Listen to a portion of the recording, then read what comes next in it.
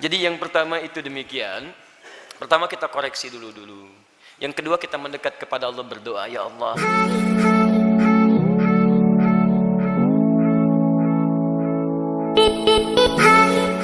Bismillah. Ustaz, mohon penjelasannya, bagaimana mendidik anak yang saat ini sudah dewasa dan sulit dinasehati karena kita kurang mendidiknya di saat mereka kecil. Bukan kita, Anda, saya tidak ikutan. Ya, saya sudah punya istri, punya anak, mungkin Anda yang tidak tepat. Apakah kalau anak-anak kita, anak Anda sudah menikah, saya juga masih mempunyai tanggung jawab untuk mendidiknya? Dua pertanyaan. Pertama, ada orang tua yang merasa sulit untuk mendidik anak, memberikan nasihat saat dia dewasa. Coba istighfar dulu. Mungkin selama ini Anda yang kurang perhatian kepada anak. Saya pernah sampaikan kisah Nabi Ibrahim. Bagaimana seorang Ismail alaihissalam yang baru tumbuh usia 4-5 tahun belum balik, melihat bapaknya sedang bekerja atas perintah Allah, bergetar hatinya, tersentuh untuk menolong bapaknya. Walaupun ayahnya nggak minta. Quran surah kedua Al-Baqarah ayat 127. Posisi paling kiri sebelah atas. Wa idh yarfa'u Ibrahimul qawa'ida minal baiti wa Ismail. Perhatikan, saya ajarkan sedikit bahasa Arab. Dalam uslub bahasa Arab, ungkapan bahasa Arab, kalau ada dua subjek mengerjakan satu pekerjaan, subjeknya disebutkan langsung di depan. Maka ini menunjukkan porsi pekerjaannya sama, sebanding. Tapi kalau ada satu disebutkan di depan, yang kedua diakhirkan, ini menunjukkan bahwa yang kedua ini sekedar membantu yang pertama saja. Tidak sebanding porsinya. Paham sampai sini? Sekarang perhatikan baik-baik. Wa idh yarfa'u Ibrahimul qawa'id. Ibrahim disebutkan. Dan ingatlah ketika Ibrahim diperintahkan oleh Allah meninggikan kembali bangunan Ka'bah yang sempat terkena banjir di masa Nabi Nuh alaihissalam. Wa Ismail, dan Ismail. Ismailnya diakhirkan. Padahal Allah bisa berfirman begini misalnya di luar Quran. Wa idh yarfa'u Ibrahimu wa Ismailul qawa'id. Kalau Ibrahim dan Ismail dua-duanya seimbang. Tapi ini Ibrahim, Qawaid, baru Ismail. Ini menunjukkan Ismail ingin membantu bapaknya. Tahukah Anda, saat ayat itu disampaikan kisah kepada kita, ingin mengisahkan bagaimana seorang Ibrahim alaihissalam menerima tugas meninggikan bangunan Ka'bah, dikerjakan dengan segera. Tapak pertamanya disebut dengan maqam. Sampai sekarang tapak itu dikenal dengan maqam Ibrahim. Saat akan membangunnya, kadalah meninggikannya, kadalah anaknya datang, melihat bapaknya bekerja, dia ingin menolongnya. Perhatikan, bukan dinasehati, bukan diminta, tapi anak tergerak untuk menolong bapaknya. Datang anaknya bawa batu. Batu bahasa Arabnya disebut dengan hajar. Kalau disusun-susun menjadi hijar. Kalau jadi bangunan disebut hujrah. Kalau jadi ruangan kamar-kamar disebut dengan hujurat. Maka dia mulai membantu bapaknya. Kalau bahasa kita, boleh nggak saya bantu? Dia bawa hajar, dia susun-susun. Begitu dia susun jadi bagian dari Ka'bah. Sampai sekarang disebut dengan Hijr Ismail. Hijr Ismail itu area dalam Ka'bah. Dan kalau kita sholat di dalamnya, itu termasuk sholat di dalam Ka'bah. Di dulu pada zamannya awal-awal masa Quraisy, terjadi kebakaran, menimpa kemudian Ka'bah, ada kerusakan, mereka ingin memperbaiki.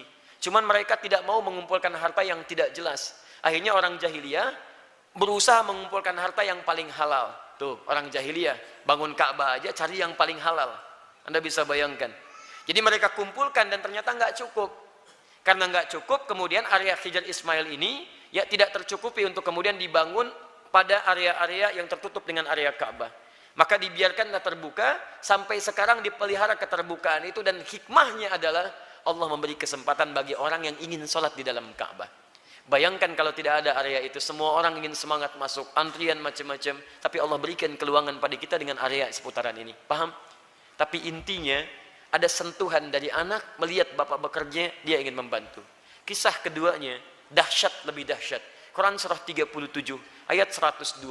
Begitu dia mulai dewasa, falamma balagha ma'ahu sa'ya, sudah mulai nalarnya matang, apa yang terjadi? Bapaknya melihat dalam mimpi, inni ara fil manami anni adbahuka. Papa lihat nak, dalam mimpi papa menyembelih kamu. Fanzur madza tara. Ini kisahnya. Berbagi bapak dengan anak. Lihat, berbagi tukar, bagi pikiran. Bagaimana pendapat Ananda? Pendapat Ananda. Bagus, garis bawahi. Bagaimana pendapat Ananda? Anda tahu bahwa mimpi Nabi dan Rasul itu pasti wahyu. Dan kalau sifatnya wahyu harus segera dilakukan. Ibrahim bisa mengatakan begini, nah siap-siap ya, kemana Pak? Sembelih. Masya Allah, mudah. Tapi kenapa tidak dikerjakan? Ada hikmah di situ. Nanti saya di belakang saya sampaikan hikmahnya. Yang paling menarik, apa jawaban anak? Anak yang bukan protes, bukan marah, tapi meyakinkan dan menguatkan ayahandanya. Lihat kalimatnya, ya abati, panggilannya abati. Ketika anak dipanggil bunai dengan panggilan sayang, maka anak membalas dengan kalimat abati. Saya pernah sampaikan, ada abi, ada buya, ada abati, itu beda. Kalau abi itu panggilan hormat. Kalau buya, panggilan sayang. Bisa sayang kepada ayah secara biologis, atau sayang kepada ilmu yang dimiliki seseorang. Saya memanggil Buya Hamka rahimahullah. Beliau bukan ayah saya, tapi saya menyayangi keilmuan yang melekat pada beliau. Paham? Kalau Anda ingin menggabungkan antara abi dengan Buya, maka gabungannya disebut dengan abati. Itu panggilan hormat dan sayang. Bapak mengambil sayang, memanggil sayang ke anak, anak membalas, lihat kalimatnya, ya abati, Pak, demi sayang dan hormat Nanda pada papa, if'al ma tu'mar, kerjakan sekarang yang diperintahkan. Satajiduni insyaallah minas sabirin. Ayah pasti dapati saya seorang yang sabar. Teman-teman sekalian, maaf ya, kebanyakan orang taunya cuma diganti dengan sembelihan yang besar sampai ayat 109 di surah As-Saffat surah 37 itu. Tidak banyak orang tahu ada peristiwa yang begitu menyentuh di balik proses penyembelihan itu sehingga diganti dengan kibas yang luar biasa itu. Buka kitabnya Al-Akhlaq lil Banin karya Ustaz Omar Ahmad Baraja, jilid yang kedua, warnanya biru, halaman 25, posisi paling kanan di sebelah bawah. Teman-teman sekalian, ada 3 peristiwa besar terjadi saat akan disembelih itu. Ketika Ismail mulai diikat, ikatan mulai terasa longgar. Kata Ismail, duhai ayahanda, tolong kencangkan ikatan ini, supaya nanti saat saya akan disembelih, tidak merontak saya, dan tidak membuat ayah iba, dan tidak jadi menyembelih saya. Lihat, supaya ayahnya sempurna menyempurnakan tugas. Kedua, duhai ayahanda, mohon tajamkan pisau itu. Tajamkan. Yang dengan pisau yang tajam akan mempercepat proses penyembelihan itu dan mengurangi sakit yang saya rasakan. 2 hal ini menjadi sunnah sampai sekarang. Dengan ikatan yang baik, dengan tajamnya pisau kurban saat ini menjadi sunnah. 2 itu dikerjakan. 3, ini yang hebat. Ternyata beliau sudah melipat pakaiannya, pakaian luarnya. Lihat beliau katakan, duhai ayahanda, mohon titip pakaian ini kepada satu-satunya ibunda yang sangat saya sayangi. Sampaikan salamku kepadanya. Ismail alaihissalam. Ketika itu dikerjakan, tiba-tiba turun kemudian wahyu. Qad saddaqta ru'ya. Engkau telah benarkan mimpi itu. Maka tidak ada korban pada saat itu. Yang ada korban. Korban diganti jadi korban. Korban dari kata koruba, artinya dekat. Ditambah alif nun, korban yang sangat dekat kepada Allah subhanahu wa ta'ala. Mereka berdua saking dekatnya dengan Allah, mimpi saja diamalkan. Ada orang yang pengen dekat dengan Allah, di dunia nyata diperintahkan, gak dikerjakan. Orang mimpi dikerjakan. Ini gak dengar azan dipanggil sholat, gak datang-datang. Cita-cita surga Firdaus bersama Nabi tanpa hisab. Keterlaluan itu kan. Nah teman-teman yang paling menarik, kenapa Ismail punya rasa demikian dalam pada papahnya? Lihat, Nabi Ibrahim ketika kemudian Ismail dilahirkan, kemudian turun wahyu supaya dipisahkan dengan ayahandanya, ibu, anak, ayah, pisah. Kemana? Beliau di Palestina, anak di Mekah dengan ibunya. Quran surah 14 ayat 37. Biwadin ghairi dhi zar'in 'inda baitikal muharram. Ditinggalkan di satu tempat yang tandus, tumbuhan gak ada. Lihat baik-baik ya. Saya percepat langsung. Ini Ismail dengan ibundanya, ini Ibrahim. Di balik jarak yang jauh, Nabi, Rasul punya tugas mencari nafkah, punya macam-macam, tapi beliau masih menyempatkan waktu untuk menengok perkembangan anaknya. Tengok siapa yang merawatnya, bagaimana pertumbuhannya, bagaimana asinya, bagaimana pertumbuhan kampungnya. Dari Palestina ke Mekah, itu kalau pakai bis, 1 hari 2 malam. Tengok, makanya disebut Ibrahim, sang penyeberang. Makanya disebut Ibrahim, diambil dari serapan bahasa Arab Abun Rahim. Yang paling hebat, kenapa itu bisa terjadi dan bagaimana feedbacknya kepada kita semua, kita lanjutkan setelah menunaikan salat Isya berjamaah. Kita coba lanjutkan, pemirsa dimanapun Anda berada. Kesulitan nasihat yang diterima oleh anak terkadang bukan karena anak itu tidak mau mendengar nasihat orang tuanya, tapi seringkali diakibatkan karena orang tua tidak memiliki perhatian yang cukup kepada anak sebelumnya. Perhatikanlah bagaimana Nabi Ibrahim, seorang nabi, seorang rasul, seorang ayah, yang dengan segala kesibukannya itu masih memberikan waktu yang luang untuk bermain, mengamati, dan hadir dalam keadaan dan permainan anak-anaknya. Sehingga apa yang terjadi, walaupun tinggal beliau di Palestina, anaknya berada di Mekah, itu masih tetap bisa mengontrol, Pak. Beliau melihat bagaimana lingkungannya, perkembangannya, mainnya, tentang asiknya, tentang kisahnya. Sehingga ketika orang tua hadir dalam dunia anak, anak tidak merasa kehilangan dengannya. Itu yang dimaksudkan di Quran surah ke-31 ayat 13 sampai ayat 19 itu. Ada 4 pendidikan dini yang harus ditanamkan pada anak sejak awal, sehingga anak itu akan mudah nanti mendekat kepada Allah, dekat dengan orang tua, dan bergaul balik dengan lingkungannya.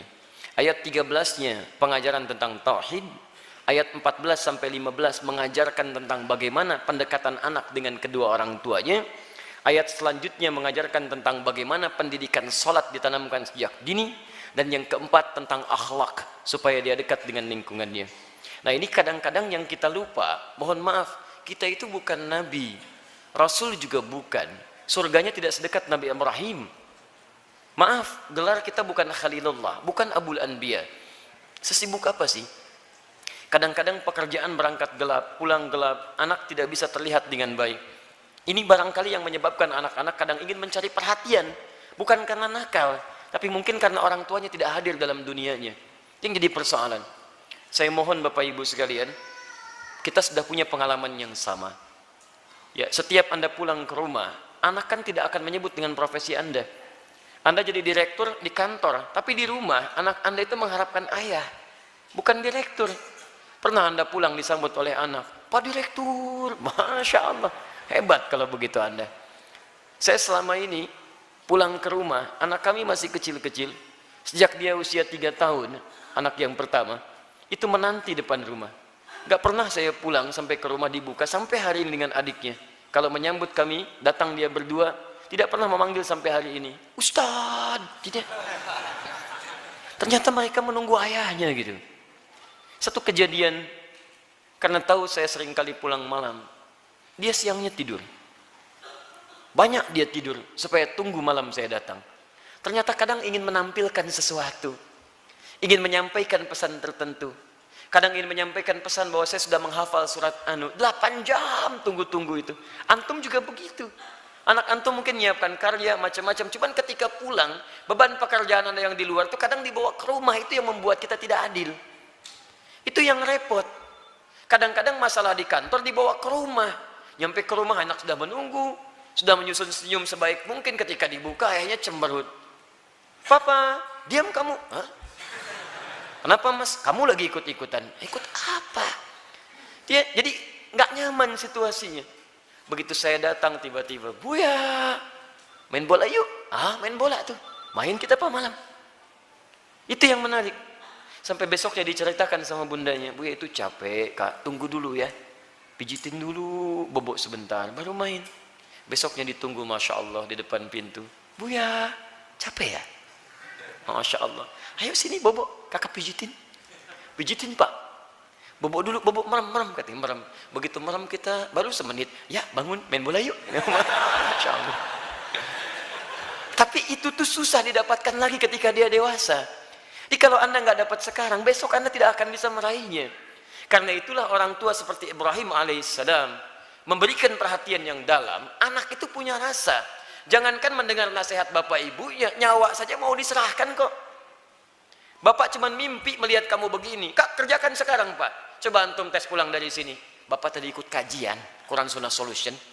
Wah, dapat gambaran. Nyembelih kamu. Bagaimana pendapat kamu? Wah, sesat pak itu. Jangan ikuti lagi. Repot gitu kan. Jadi yang pertama itu demikian.